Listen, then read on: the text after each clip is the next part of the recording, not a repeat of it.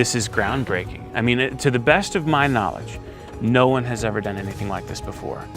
And to the best of my knowledge, there is no one trying to do this right now. And so we are pioneers. On a normal wildlife shoot, you'll buy somebody else's camera gear. In our case, the equipment doesn't really exist, certainly not for what we want it to do. So we're having to build a lot of our own equipment.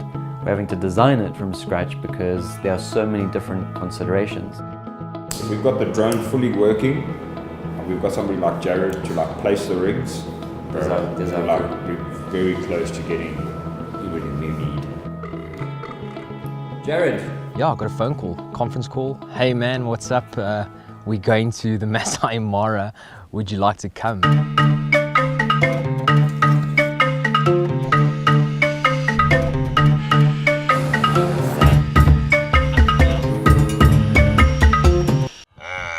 Boom, here we are on the Masai Mara.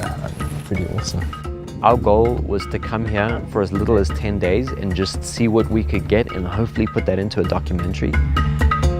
And now that we're out here, it makes total sense why film crews are out in the field for 6 months, 12 months at a time, just to create one documentary. And it's harder in VR. It's a whole lot harder in VR to do that. I thought it would be hard, but maybe not this hard. It's one thing to sit back with the camera and actually film it from the side, where what we're doing is it's in the action, it's the real deal. Other than jumping in the river and swimming over with them, I think that's the closest I was ever going to get to the migration. We basically were field testing something at the same time that we were trying to capture a project. Is that a card issue? Which means we are constantly in troubleshooting mode. It wasn't triggered, it wasn't recorded. And throughout the entirety of the shoot, we never really left troubleshooting mode. But you don't really have any choice but to fight. You don't really have any choice but to keep swinging through all the problems because you're here.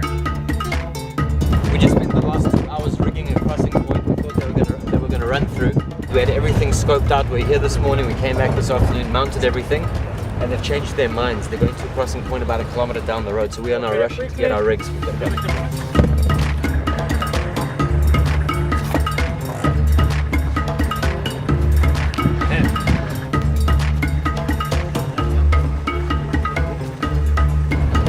We're off the other side. We're off to the other crossing. Hopefully they don't come back. One of our first learnings was that wildebeest don't recognize USB hubs as a natural part of the environment. We learned that we had to camouflage the rigs a little bit more. We learned that we had to put some of our smaller cameras down in more strategic positions. By the end of it, we were a well-oiled machine. We were just jumping down, setting rigs up. Everything was tested and cameras were synchronized and everything was just looking awesome. We'd get out of there well before the animals would come. They'd come right up to that crossing point and they'd just stand there for 1.5 hours. Just stand there. I say we be stubborn. I say we stay right here until we know. Well, honestly, we don't have any choice because our cameras are coming. Yeah. One of the really frustrating things about being here is that you can do everything right and it's still wild animals. Get in there. And the real issue is we only have about an hour-ish on our camera rigs when they're running off the battery. We're at 1:14 and 30 seconds. And the herd is just now moving down.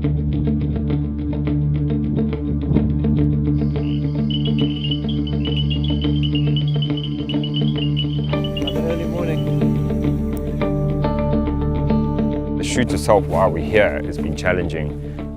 The logistics inside the park, just driving around, can we get out the vehicle, can't we, do we have permission, don't we have permission, our fixers pretty much just dropped us. We're not getting what we need done here, Musa. We thought that all of the stress of admin was going to end the minute we landed, to be honest. Probably a bit naive. We're sitting at a sighting now where we need to film and we're getting very frustrated here, Musa. It's getting very difficult for us to do our jobs. And that was really, really tough. I think that's what's drained me the most. So I'm not sure what to do. So eventually, our biggest breakthrough early on was buy-in from the wardens. That was a massive step for us because we were really getting nowhere in a lot of ways. We've got this line, we've got the carcass. Right, we're going to go to the line. It's awesome to see the Masai Mara lions. We got up nice and close. Hopefully it'll be a good shot. Hopefully she doesn't snarl at us because they're on a kill with the cubs, so it is quite tricky. But the coolest thing was when the curiosity, you know, of those lionesses got the better of them. They actually came up and, you know, really checked out the rig, which was pretty awesome. She's busy like literally chewing on the lens almost. Now you got to try and get it back from a lion. From my experience working with lions, once they have something, it's there. Honestly, you can get that with captive lions. This is in the middle of Africa. Yeah. Mara, Yeah. Masai Mara lions. Yeah. That's insane. It's another level. That's next level stuff, my friend. VR, deep VR. It's the real thing. It's the real thing.